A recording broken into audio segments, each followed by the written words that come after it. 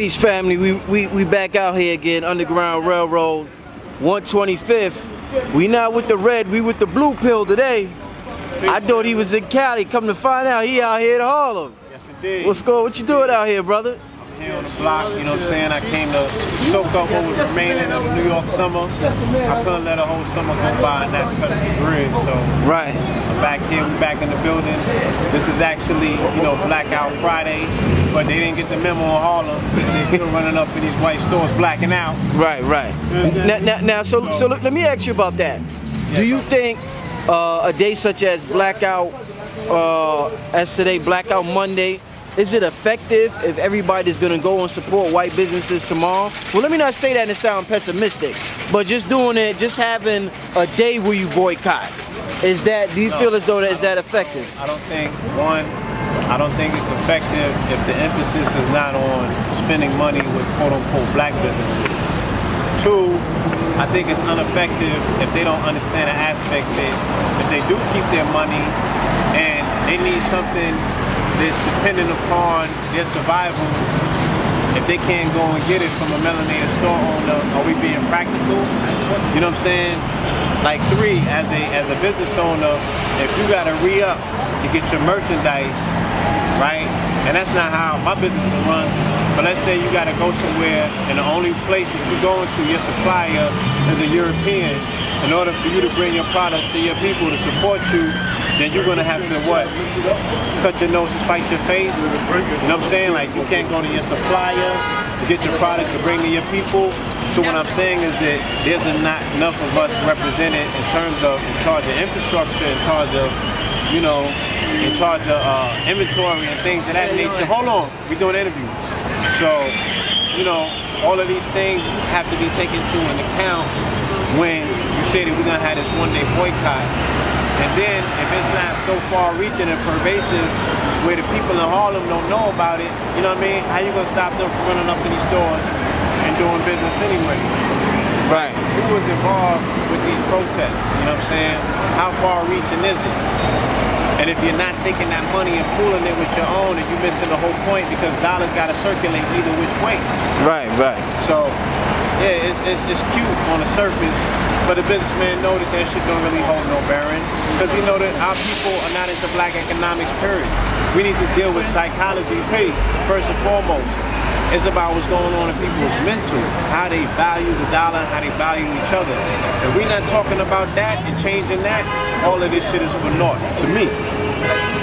Now, what about those that feel as though, you know, other races may have superior product, and it ain't about the person selling, it's about the product and you know, like they might want a Versace shirt because that's what's gonna make them feel good, right? At the end of the day, like I said, it goes back to valuation. How does somebody value themselves? How does somebody value the product in which, like you said, that they're interfacing with that's going to make them feel a certain way? Because I understand the biology belief is all about how you feel. You know what I'm saying? So it goes back to how a person is feeling. If something is going to make that person feel superior or a certain way that's going to make them operate at their optimum, then that person should be qualified to get that thing in which makes them feel a particular way. Because that person's indoctrination is going to lead them that way. Again, if we're not going back to the psychology of changing how that person thinks, right? Overriding the program that's actually making that person operate a certain way, you're missing the whole point.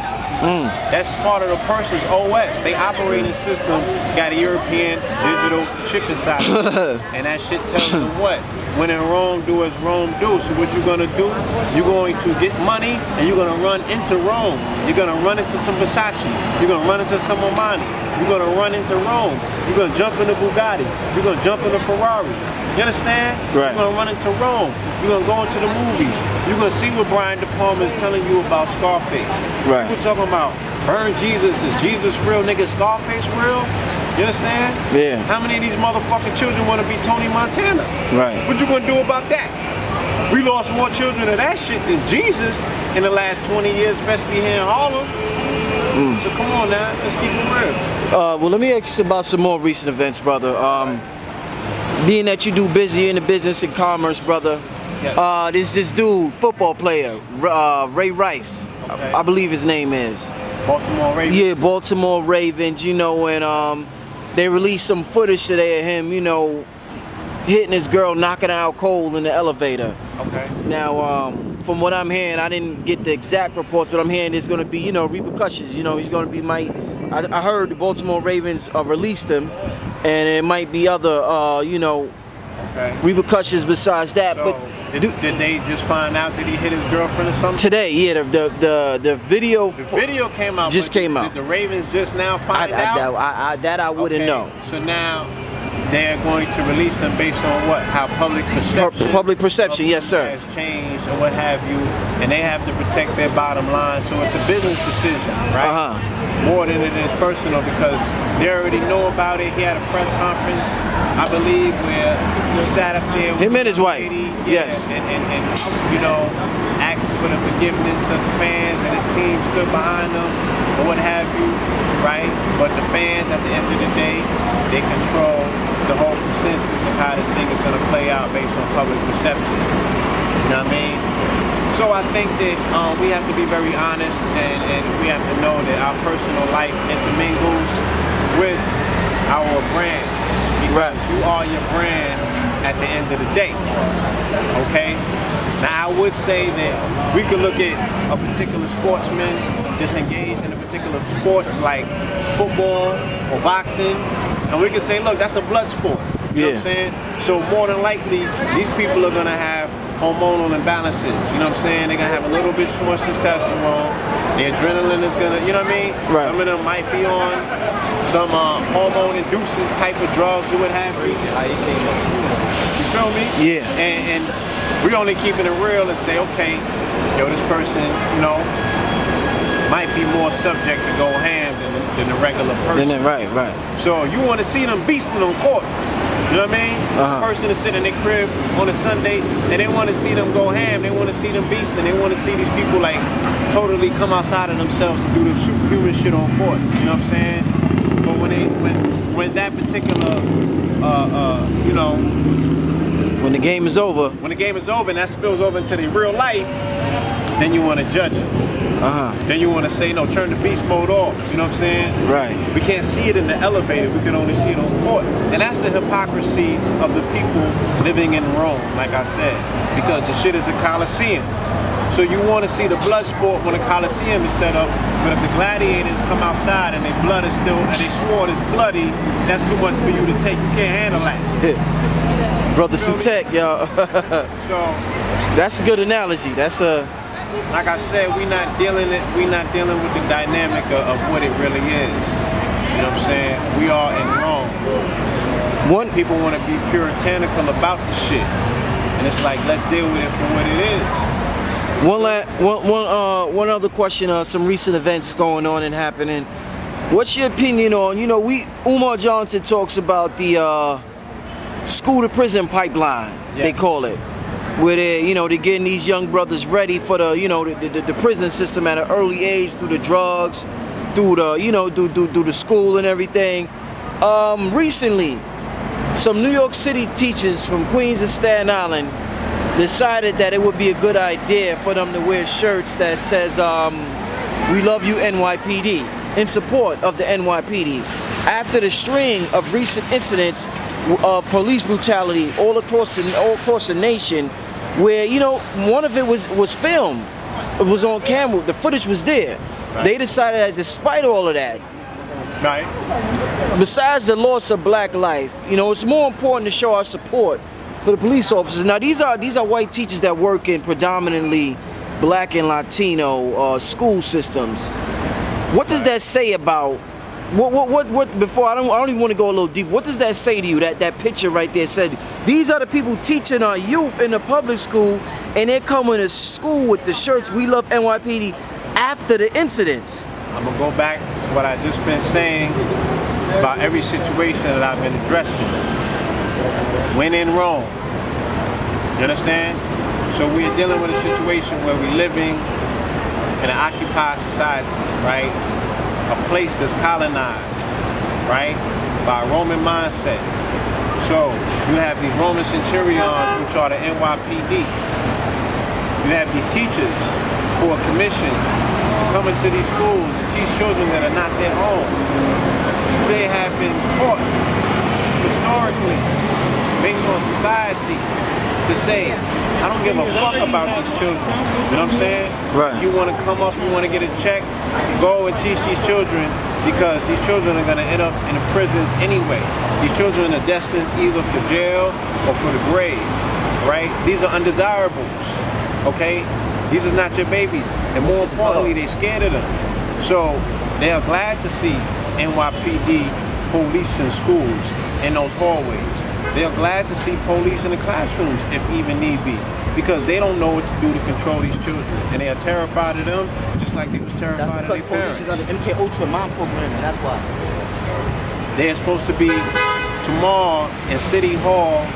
Bratton is coming down, right, to be interviewed by the City Council, where he says that they have to retrain 35,000 NYPD officers. So my question is, if you have to retrain the officers, then you're admitting that the officers initially were trained the wrong way, right? But again, like I said, it's something more pervasive. We're talking about the society, the psychology of these particular officers. They were raised in a society that devalues the life of melanated people, point blank period, okay? So, would you think that these women or these teachers wouldn't pledge their allegiance to the very people that they think makes them feel safe to go in these neighborhoods and teach these babies? They're scared of the neighborhoods that they work in, they're scared of the children that they're teaching, and they feel that the most appropriate place for these children is in the motherfucking prison system. So that's what you're seeing, okay? Because we have failed to take things into our own control and teach our own babies, all right, and nurture them, okay? And those are the most important years of development. The age of 1 to 7 is when a child becomes who they ultimately are going to be for the rest of their lives. And look what we got teaching them. So it should be no mystery to what you're seeing out here. It should be no mystery. People are teaching them and don't give a fuck about them. Right. And then I seen a report go around the other day where there was like not one student passed one of these exams or these tests, these statewide tests. Now, was that true, or was that one of them fake news stories, or? Because I heard some people saying it was bullshit. I gotta look. I seen it though. I know exactly what you're talking about. You know, there's so much false news and propaganda that's going out there. Going around, right? I lightly mentioned it because I didn't fully read into it. You know what I'm saying? Yeah. So I don't want to go. But I'm glad. I want to mention that now to everybody out there. You know, sometimes I go on Facebook and I see people just posting ridiculous shit like Birdman got raped by so and so, and you know, just some crazy shit. And they attach the article. And I'm like, yo, they don't. This shit is bogus. Yeah. So everybody, beware, man. There's a lot of false news going on. Agencies, you know, ever since the success of Onion, you know, that newspaper, ever since the success of Onion, there's been a lot of other copycat false news sites. And I seen Zaza Ali share an article recently that said that 50%, you know, it's dumbing people down. I'm not gonna get into statistics and everything, but a large majority of people are reading false news, quote unquote, because my whole thing is this, that's a catch-22, because what they consider quote unquote real news is false news anyway. Right. So just because we getting the shit from CNN and MSNBC and ABC News and NBC, that shit propaganda, you know what I'm saying? It's all controlled by the people that are sponsoring or paying for the advertisement for those news segments anyway. So all of the news is manipulated, you know what I'm saying, to one degree or another. So if you're not experiencing it personally, and if you're not going to further lengths to get the story behind the story, that's why I pride, you know, the news outfits that I was involved with. You know, shout out to Four Corner News, shout out to Street Knowledge. We prided ourselves on the fact that we used to have to go behind different news services. They was reporting news on the cuff and not really getting the story behind the story. You know, that was the birth of the whole hip-hop news thing to turn into blogs and shit like that. So, you know, I come from that world and I feel that it's very important. As Valentine once told us, like, take a 2 to 3 week step back. Investigate. Wait till all of the news and the propaganda comes out. You know what I'm saying? Get your facts straight and then present to the people with your findings, you know what I'm saying, have uncovered. And that should be the quote-unquote news. I want to get a little metaphysical with you, Blue Pill. I know you've been a student of Phil Valentine, Bobby Hemmett. You done studied with the greats. I done talked with you privately, and I done heard you drop it a lot, brother. We deal a lot. You hear the term white privilege a lot, right? We hear this term a lot. Yes. Where they have the privilege to prance around here and do what they do. Yes. But now, what about black privilege? And when I say black privilege, I know a lot of people are like, what the fuck is he talking about? When I say that, I'm talking from, now we're saying this is a holographic projection from our consciousness, right? Now this may throw some people off, maybe not, I don't know, but I felt as though you're the right one to ask this question. Now if this is all a holographic projection from the infinite source, experience itself through infinite ways, one being me, one being you, right. We appear to be separate. Yeah, I'm blue. Yeah, because I was talking to your brother, and that's why I kind of know this. Okay. It's all good, I'll come back. Indeed, my brother. Peace. Right, so Yeah. we're an aspect of this infinite source. Now, those are just words, but when you really, really think about it, that's some powerful shit. We are the all that is. We're like an aperture. We're an aperture of divinity. It's like I heard I forgot his name. It's like if you take the sun and you put like a piece of black cardboard and you poke holes in it and the light shine through them holes. Like You're one that. of them holes. I'm one of them holes. We're speckles So of we're light. speckles of that. As I try to paint a picture, or I painted a picture in the past, and I said, envision a glass, a mirror, right? Circular mirror, about 100 times the size of the sun, just in an infinite universe. Right. And imagine it being smashed, right? By a fireball. Right. About 10 times the size of the sun. And imagine that glass turning into stardust. Right. And dispersing itself throughout the entire universe. Right. And that stardust now is permeating throughout the entire universe, and it gets sucked into different systems and what have you. And now it comes into planets and what have you. And each one of those speckles of dust become amoebas and single cells and in multi-cells and in organisms and in what have you, and in multi-organisms, and it become people. Inside of each one of those organisms is that shard of light that's encased by flesh. But we are all sparks of light at the end of the day. What I have in common with everybody that you see, everything that's animated, okay, is they have a spark of that light that represents what you're talking about, that source. Right. Okay, so we're all connected and combined by a spark of light. Point blank period. At the end of the day, when we get finished arguing and trying to be philosophical about who's who and what, who built the pyramids, how long they've been here, this and the other, sparks of light. Right. You feel me? So with that being said, Blue, sparks of light elixir. You understand? Sparks of light elixir. I see that, brother. Now I had a vision. I know what that shit look like. Sparks of light. Yeah. So with that being said, brother, with us talking about the things we talking about, you know, our soul decided to partake on this journey for whatever reason. Absolutely. For different reasons. My reason may be different from you and, you know, as in everybody else. Now this thing that we tackling, we talking about the teachers, we dealing with white supremacy, we dealing with America, we dealing with everything the black man, even this summer, has been going through. At the end of the day, brother, we got the privilege. We got that spark of light within us, brother. So this shit ain't, I mean, so is it like, damn, how can I say that? Is it like the more we tap into that source, it's like an illusion? Is all this just an illusion, white supremacy? And when we truly tap into that divine light, we break down the you know, these illusionary walls or these illusionary ceilings? I've developed, you know. Because me and you deal with belief a lot. And you know, I'm growing my belief every single day, and I'm seeing how much more powerful I am than what I see in the newspapers or what I see on the television. Right. But the thing is, I think the thing is that I can't convince somebody else of their power. They have to convince themselves of that power. So if I tell somebody I'm immune from white supremacy or it doesn't affect me, they're gonna say, nigga, you crazy. Look at this. They're gonna read all the obstacles that we're faced with. But if we truly believe, now this is the question, but if we truly believe in that, all that's within us, that don't hold no weight on us. So I just wanna, you know, get your opinion on that outlook right there and see what you think on that. Like I said, I developed a way in which to explain this, and I coined it the Law of 44. And the best way that I can explain the Law of 44 in this particular instance is, you know, a box within a box. And that's what we're talking about here. We're talking about the fact that Earth is a cube. Right. You know what I'm saying? And within that cube, there's a box.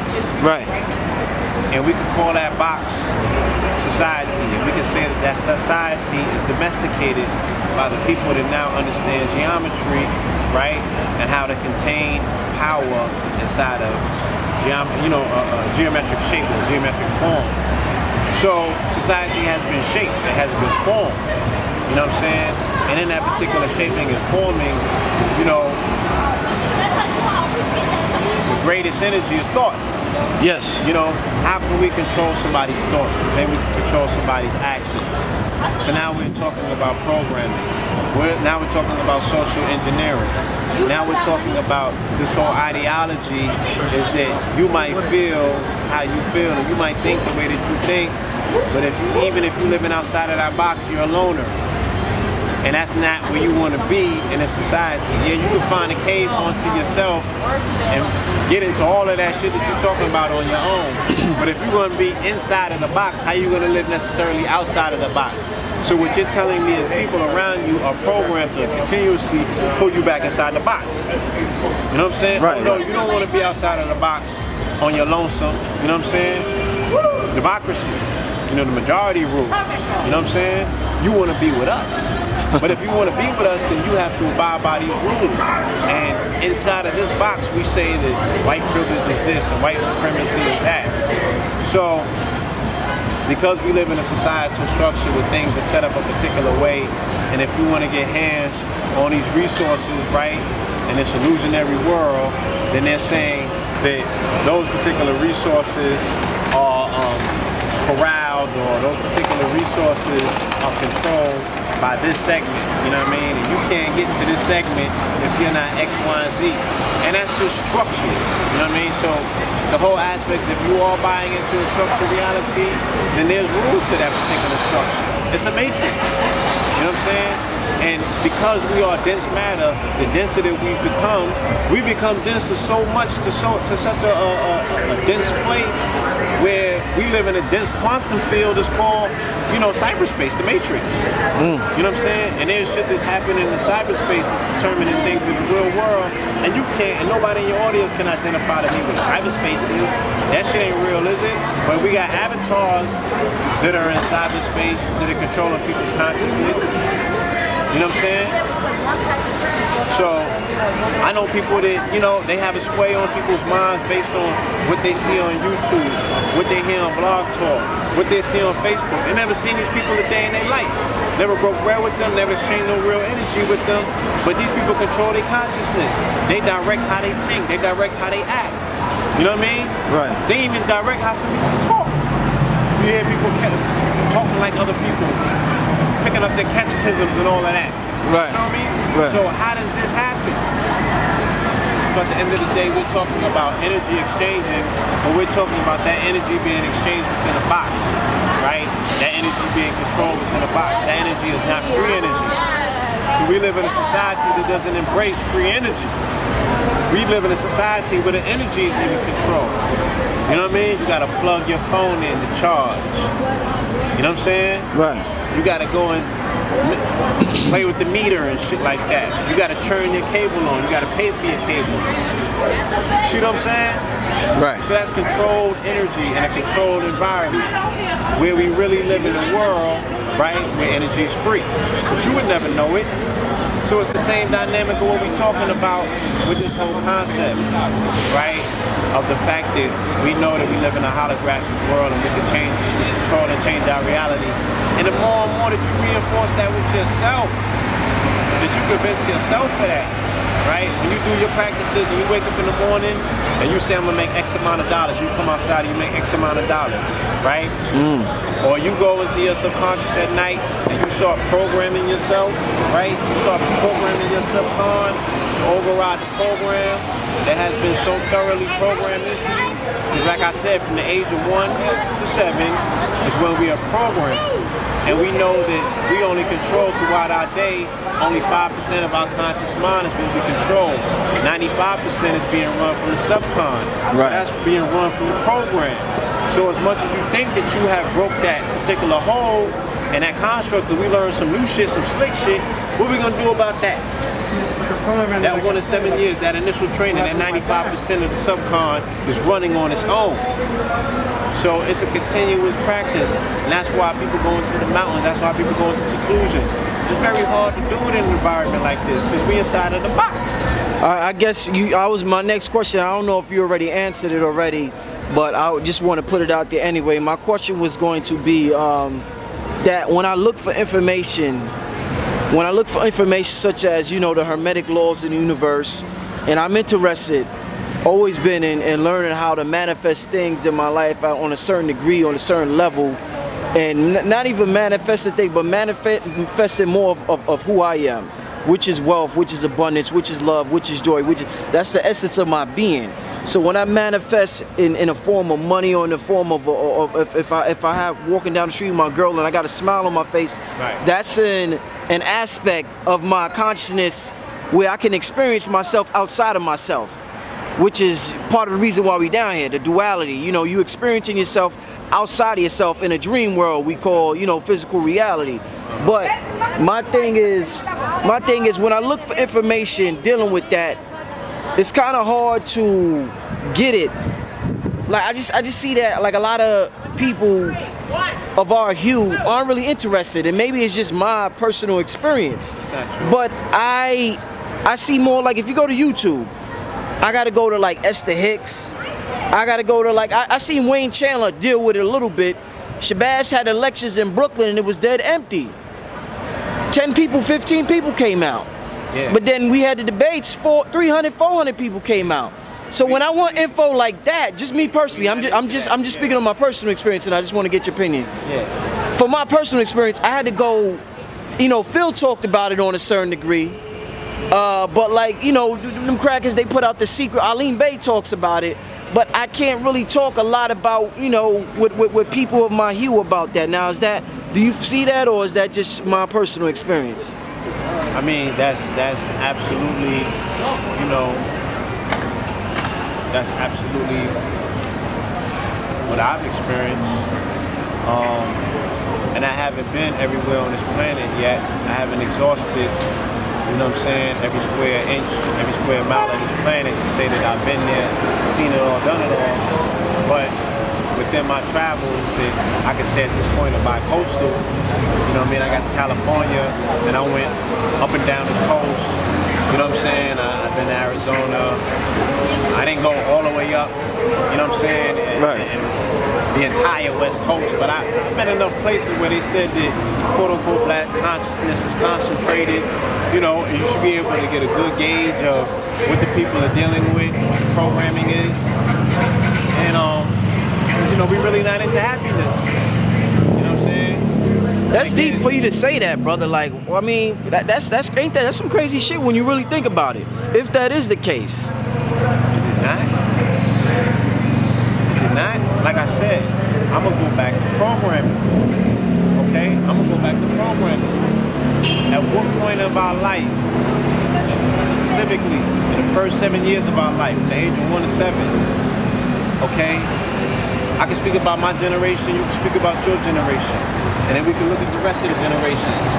When did they have the opportunity for those 7 years to be nurtured in an environment that was conducive to their growth and development, where it was only dealing with love, happiness, you know what I'm saying, abundance, and things of that nature. So we are fractured beings, we're fractured people, right? That shard of glass that you're talking about, that has a fucking crack in it. Okay? So that spectrum of light is supposed to be shining abundantly outward. That shit is shining in a way in which some of it is coming down here, some of it is going up there, some of it is going that way. You feel me? Right, right. And it's blinding people to some degree. It's shining light on people to another piece, my brother. See, this brother's dealing with happiness and abundance. You know what I'm saying? What's up, brother? Gotta keep your vibration up so you be in alignment. So there's ways in which, you know, we can return ourselves to these principles and start dealing with. Let me open it up for you.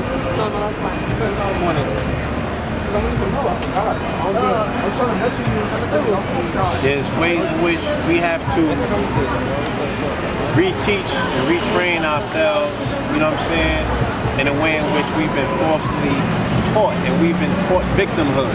Let's just be real, okay? And there's no other way in which we could deal with our situation outside of that paradigm at this particular time, because the generation before me, it was like, yo, we tried but we ain't had an answer. You know what I'm saying? We wasn't able to overcome this shit. You feel me? Right. And we're not being honest about what happened. And at some point on somebody's program, on somebody's platform, I hope we could get an honest conversation going. The revolutionary got defeated by the hustler. You know what I'm saying? Right. And the hustler took over society, B. You feel me? Okay? The revolution got bodied by dope, and then got bodied by coke. And then the shit got decimated by crack. And we're living in the fallout of that particular biological warfare. And then it's not even a full fallout, because that should take 7 generations to fully exhaust itself. We're like in the 4th, right? How can we be happy as a quote-unquote people, as a collective, dealing with that particular construct? You know what I'm saying? How can happiness flourish in a place in which the children sold coke to the mother and nobody atoned for this shit? Who's happy? Well, let me just, my personal. So, yeah, so our personal reflection, right? Like you said, because we are on a spiritual journey, right? And we have to get to a place in which we have to personally atone for our quote-unquote sins. And I'm just using that in a way in which, you know, the audience might understand what I'm talking about. I don't really buy into that paradigm. But I'm saying for the things in which we've done, we might not be, peace, my brother. Yes, indeed. We might not be 100% happy about the things that we've done, you know what I'm saying, or the way in which we've done them. And we gotta live with them. And we do gotta understand that, you know, even though we might have certain level of regrets, are there any mistakes in life? And I use this example all the time. Biggie Smalls died on March 9th, right? During a new moon, right? A solar eclipse, and a motherfucking Hale-Bopp comet was going over him, right? Which is a comet that's devised, right? The whole story, the mythological story of a comet is it deals with a whole Christ energy, taking a Christ energy from one place to another. If he had done anything different in his life, right, outside of what he had already done, he'd have missed that comet. And he wouldn't have been able to go on to be, you know what I'm saying, the king that he has come to be celestially. But that's a whole nother story. And we'll explain that with the law of 44. So are there any mistakes in life? You know what I'm saying? We really Could it be, I mean, those raise some unorthodox questions. Could it be, now these are some questions that a religious or moral man wouldn't ask, but being that, you know, we gotta put morality to the side for a second, could it be that all that is want to experience itself as a pimp, as a prostitute, as a hustler, as a drug dealer, as Farrakhan, as Hitler, absolutely, as a Zionist, absolutely, as the Illuminati, whatever that is? Absolutely. I ask people all the time, right? Now, from a moral aspect, that'll drive people crazy. From a moral aspect, but if we're talking about this concept of God, right? God is the all in all. Where does the devil exist? Outside of God? Where does the devil exist? And where does he get his directives from? Is he authorized to kill the children of God? Who's in control of wars? Who do they pray to? They don't pray to the devil when they go on to war. They pray to God. Peace. So if you're looking at this civil war in Syria, and Sunnis killing Shiite, and you're looking at ISIS and shit, how is God responsible for the warring with Muslims warring Muslims? Like, how does he decide who dies? So the devil is the hitman for God. You know what I'm saying? The devil is when God puts on a fucking ski mask, B. And he gotta put that work in. So let's be real about this. Yeah, God comes to experience himself in all forms, on all forms of banality, pieces of shits down here. He's the racist, he's the rapist, he's the motherfucking, the homosexual, he's all of them things. You know what I'm saying? It's all of that shit down here. Who else could it be? If what you're saying about God is real, you know what I'm saying? Who else could he be? Who else could it be that's controlling these things? Where else is the experiences going back if they go back to source? Is there a separate place? You know what I'm saying? Is there a separate place? Ain't no separate place for them sources. They all going back to source point. Would you like me to open it up for you, brother? No, it's fine. I'm gonna come back. Okay. So they all, all of that, all of it is immersed in a mesh. You know what I'm saying? Peace, Father. Yes. You know, all of it is immersed in that experience, going back to source. Some of it might be in the back, and it might not be near the center, but it's still going back to source. It's still part of its experience, to know itself, in its highest and its lowest. I appreciate the time, brother.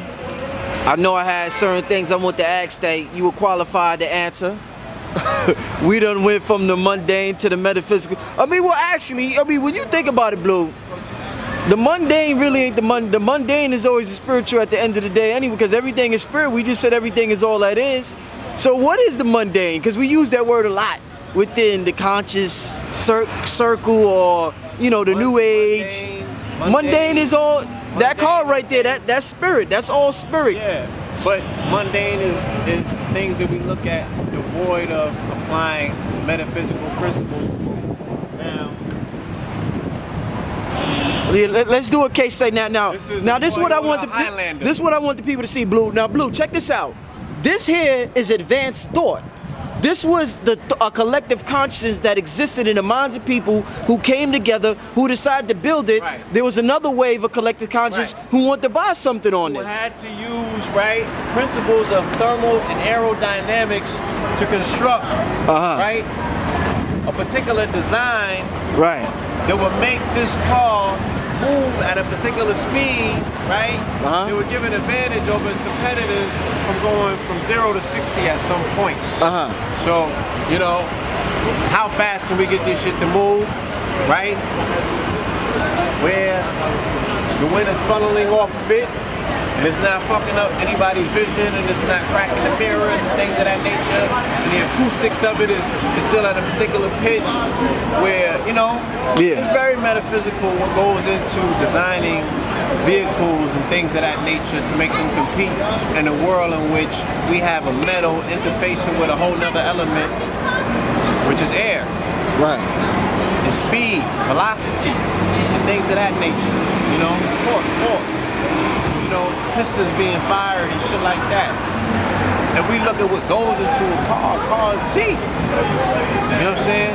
Just the whole concept of movement at that speed and that velocity, things of that nature.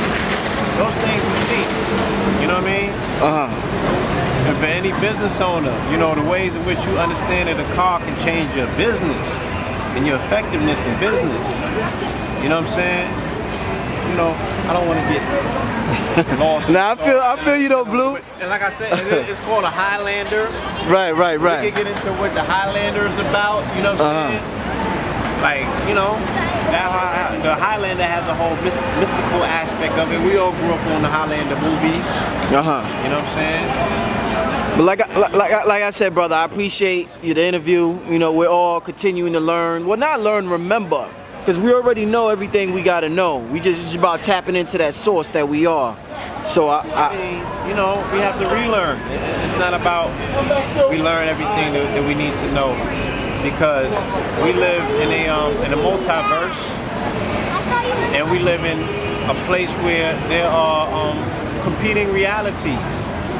So it seems. Parallel realities? Parallel realities that are competing. You know, one person's truth might not be another person's. You know what I'm saying? One person's reality might not be another person's. Because one person's beliefs damn sure ain't another person's belief.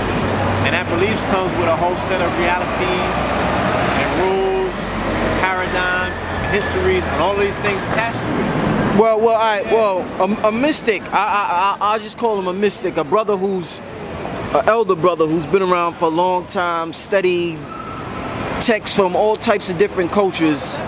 I'm talking to him about, you know, the things that, you know, we're seeing played out in this movie called Life.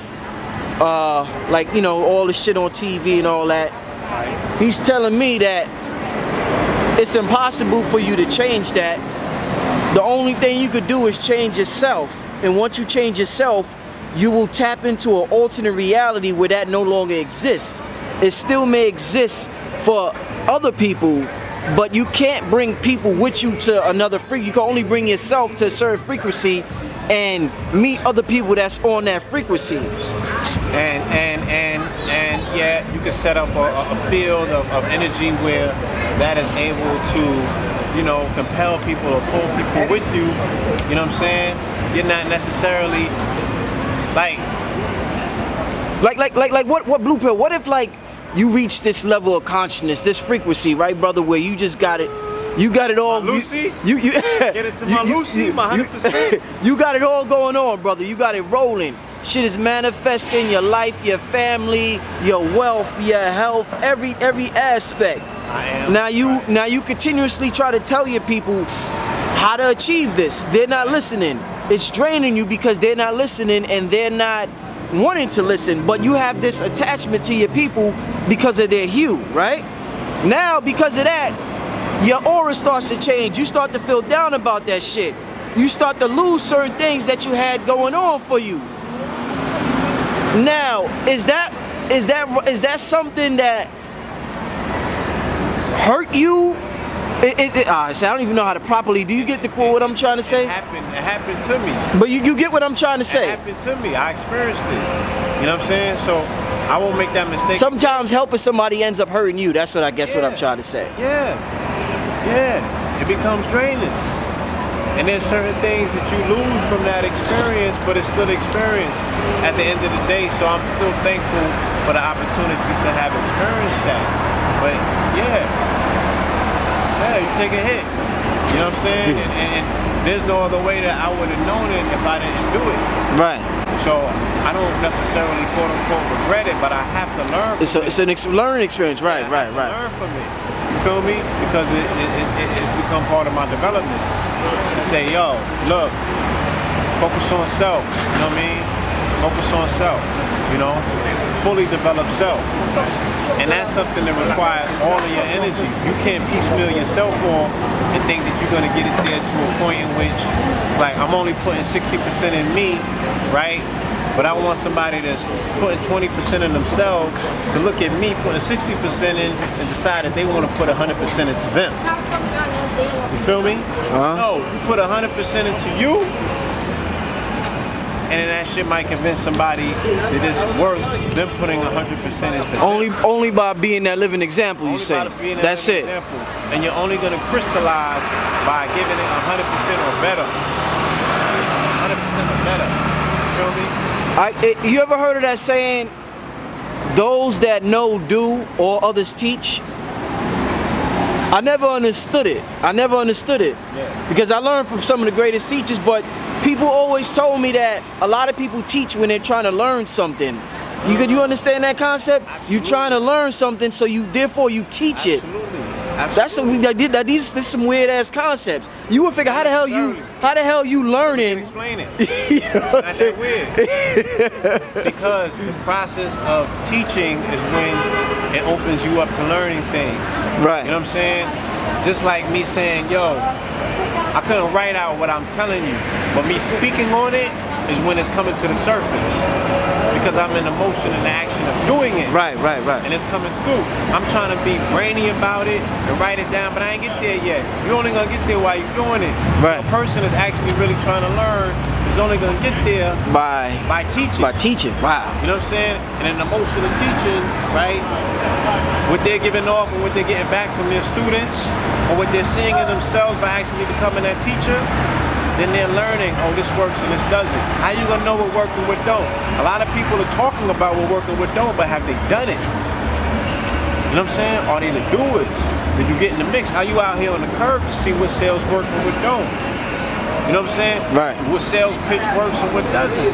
What do people want and what they don't? A lot of people come to me and try to give me advice and shit. Yo, I think you should be doing this. I think you should be doing that. And they ain't done none of this shit.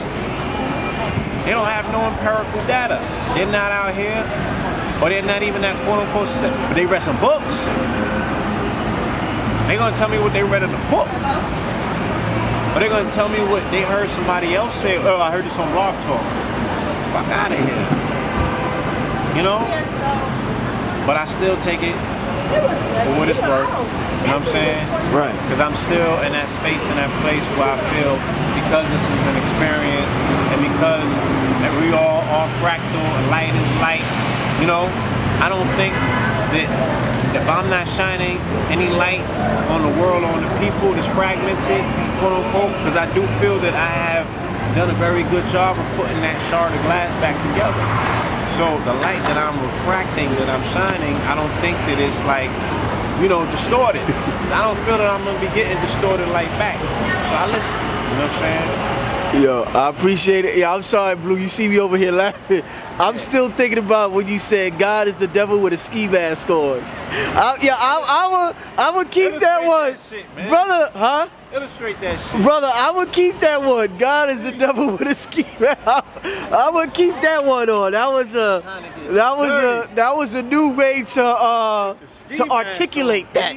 In this language we use, that was an interesting way to articulate that. The devil exists. To the hood. To the Bible, right? What the devil come and do? He came to God and he was like, look, let me run game on these niggas. He had the contract, right, with his daddy first before he went and put that work in. So you think that he's allowed to lay his children down if he's not getting permission? You know what I'm saying? Again, like I said, when niggas go to war, who do they pray to? You've never heard nobody praying to the devil and going to war. Pray to God, man. He's responsible for all this shit. The top of it and the low of it. And everything in between. Right? He got a scapegoat called the devil. Bottom line, well, he don't want you to see his dirt. Now, what do you think about this concept that leads you to this concept of right and wrong? When and you know, we always heard there's no such thing as right and wrong. But yeah, check it out. Now you say that nah. But if we on the bus, man, and I don't get off the seat for an old lady, or if I don't hold the door for a female, or if I don't, you know, you get the point I'm trying to make. I'd be like, that's yo, wrong because that's not our that's not part of our nature. So I'm kind of like, I hear what people saying, but you know, it's kind of, but they say this, we live in a divine paradox. So I get what they're saying about right and wrong, because depending on your perception, you know what I'm saying. But there's just some things that's part of our divine nature. What's your take on that whole right and wrong thing? I mean, like I said, I look at it more so as degrees, and what you spoke about, I think, speaks more so to character. And we're talking about character development. You know, I'm just like, damn, something was missing. You know what I'm saying? From homies, recipe. Peace, my brother. Yes, sir. Good to see you. You as well. Yes, sir. You know, I'm like, you know, there's certain things missing from your batter. You're not fully caked. You're not fully baked yet. You know what I'm saying? Right. When you wouldn't do that. And I'm like, damn, that's fucked up. But are they technically wrong? Technically, no. Because I don't know your story. Okay. You could have, you know what I'm saying? Could have had something wrong, and how are you, baby? You could have had something. You could have had surgery. Yeah. You know what I'm saying? Yeah. You could have had a hernia. You could have, you know what I mean? Right. There could have been something going on that necessitated you to sit down, and you didn't get up and offer that lady a seat. So now I'm being judgmental and saying, yo, because you didn't do it, X, Y, and Z. Now, I could take a personal assessment of the situation, and like I said, say, oh, that's semi-fucked up. You know what I'm saying? Maybe something this, maybe something this. And am I making a judgment more so, or am I making an assumption? And it is an assumption of judgment. So I'm saying that that's something more so that we have to reconcile. What's this whole aspect of judgment, the paradigm of judgment? You know, what does that mean? Right. You know what I'm saying? And I'm willing to look into that. But the right or wrong thing, I think that's a trick bag right there. You know what I'm saying? Because what's right is wrong to another. What's right is to me may be wrong to you, and vice versa. So it's kind of. Yeah. But you know when you lying to yourself, when you know you outside, operating outside of your nature. You know what I'm saying? When you do some shit and you just, I guess that's why they say we never need the Bible, because if you do some shit, you get that feeling inside you like. I got this elder spirit in me, like an OG. Yeah. And he be like, yo, son, that's fucked up. You know what I'm saying? Right. You need to clean that shit up. Right. And then you know what I mean? Yeah. That's like the Saturn aspect spirit, you know what I'm saying? And he's never used those words to be like, that's right or that's wrong. But I think that's those things that you were talking about, the whole right and the wrong aspect. Yeah. You feel me? So I'm not totally gonna take it off the table, because that is some people's paradigm, and that is part of some people's programming. I think it's also very risky, and it's very inconsiderate of us to have elevated to a certain place to talk to other people from that place of elevation as if they got there. So we're speaking of, you know, the way in which we've developed, you know, we've thrown everything out the window, like Martin Luther King telling people to turn cheeks. That's from a space that he developed. He elevated to that space and that place where he was able to do that. And Kabbalah, that's one of the highest levels of development, when you're able to turn the cheek. That's considered when you're at the mountaintop, quote unquote. You feel me? That's almost avatar status. So for him to, I mean, shit, man, a brother. Some people would say we've been turning our cheeks for too damn long. I'm not gonna get into that. See, okay. What I'm saying is that what he expounded upon was a spiritual practice that only people of a high spiritual development can understand and appreciate. A person is still on the battlefield and is fighting, you know what I'm saying? And it's, you know what I mean? And it needs to see that blood, and you know what I mean? Everything's not for everyone at every time. So I think that, you know, him expounding, or him you know, dropping that on the people at that particular time, you know what I mean? That might have not have been the best gesture. Yo, what do you do? You sing? I seen your talk on it. Hey, yo. Yeah, so I feel you on that. We got cut off. Sorry for that. It's irresponsible of us to speak to people from a place in which we may have elevated to, and we have achieved, you know, a different level of understanding, and we're dealing with reality from a different point. And then we start talking to people from this elevated place, and they haven't gone up those channels yet. You know what I'm saying? So I mean, so they're standing there, and they're like, "Oh, you done sold out. Like, what the fuck you talking about? Ain't no right or wrong. That shit don't make no sense." So I'm like, look, don't take that away from people, because that's still a construct in which they're dealing with. But the reality that you're on now is a whole different set of rules. Different set of rules. When you speak on that. And it's interesting that you say that maybe that's why in antiquity they had the secret societies and the knowledge wasn't for everybody. Because people will misinterpret and miscomprehend what they're trying to convey to the people. Is that what you're saying? Yes. Because I used to think that was some selfish shit. Like, yo, why wouldn't they give the masses this information if the people are dying from a lack of knowledge? But when you say it like that, I can see why. If you're not ready for something, then no matter if it's going to benefit you. Just like in masonry, you got to go through your first degree, right? And you have to, you know, draw that circle around your passions. You know what I'm saying? You got to calm your passions down first and foremost before you're able to interface or deal with anything, or you're going to burn it up. You're not going to be able to appreciate it, and you're not going to be able to cultivate it. So these things are necessary to go through degrees in order to receive those jewels that are so precious that you're just not going to put it in the hands of a fool. You feel me? And I'm only saying fool in the terms and sense of ways in which a person is not able to control their own passion. A person is just going to wild out. You You know what I mean?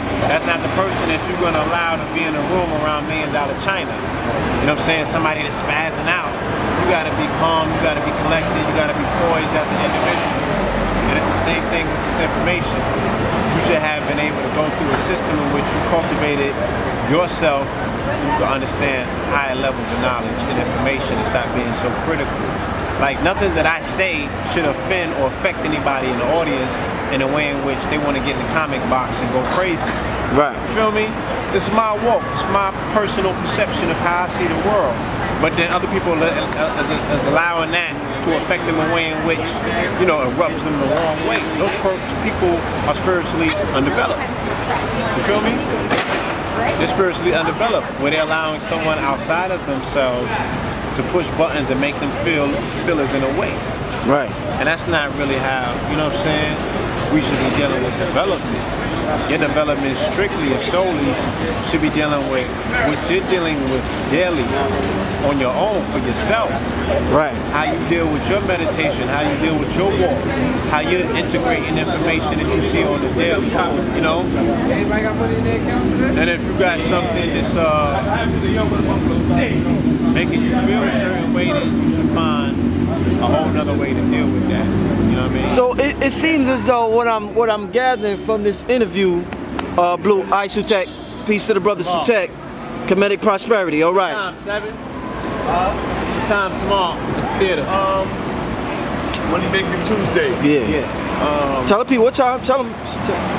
Probably start about 6:30. Okay. Yeah, between 6:30 and 7 we start. Alright. All right, brother. Money Making Tuesdays, brother. Making Tuesdays. That's back. Peace. Now, it seems like what we getting at here, and you know, like I said, we each got our personal journey, which only ourselves can understand. Only ourselves can understand our own personal journey. It seems as though, from what I'm gathering, that being selfish esoterically is being given exoterically. So if you invest in your selfish to yourself, esoterically, I mean spiritually, and you invest in yourself, looking out for developing the spirit, and you are this living example, you will help the world. So it's like we got it backwards almost. We trying to give something when we haven't even developed ourselves yet. Right. When we have to, it's the other way around. We have to develop ourselves first, Now, and then we could give. For what it's worth, right? The story of Christ, whether it has validity in the quote-unquote real world or not, it's a story in which we were introduced to a character, right, who went through stages of development, self-discipline, okay? And with those self-disciplines came different tests on different levels. Right. Of which this person was able to pass these tests and cultivate himself, in which now, because he had mastered self, he was able to give to others in a way in which he was able to heal those immediately around him, right? And that auric field was able to permeate and go out into the world and heal even when that person was no longer quote-unquote here for time immemorial. Right? That's the story. That's it right there. That's the story. That's what it's about. That's what it's about. Whether it was real or not. It was this Tony Montana real. That ain't stop niggas from getting on the block calling themselves Scarface and Soapside Right. like that. Right. And bleeding real blood. You know what I'm saying? And cutting off real heads and taking chainsaws to niggas and shit to cut it out. It's a story. On that note, I advise everybody to develop themselves esoterically. Peace, y'all. Hold up. This is one of my trainers. Hey, brother. Still out here doing it. Indeed. Yeah. This brother's helping me. One of my trainers is helping me with self-mastery and self-development in terms of, you know, integrating my internal energies into a martial arts. Okay, this brother right here. All right. Pleasure to meet you, brother. All right. You know, so we all need students and we all need teachers, should I say. We should all be students in this life because this is a classroom. So we need teachers. You know, we need guides. We need people that can help us cultivate ourselves to our highest potential. So when we go out there, especially for those with us that have ambitions to help others into the millions and into the billions and into the trillions, you feel me? Right. The example that we are leaving for them could be one in which is crystallized with no flaws. At some point, we're gonna make flaws on the way up there. But you know, it's not over like they say to the fat lady say. All right, brother. Peace.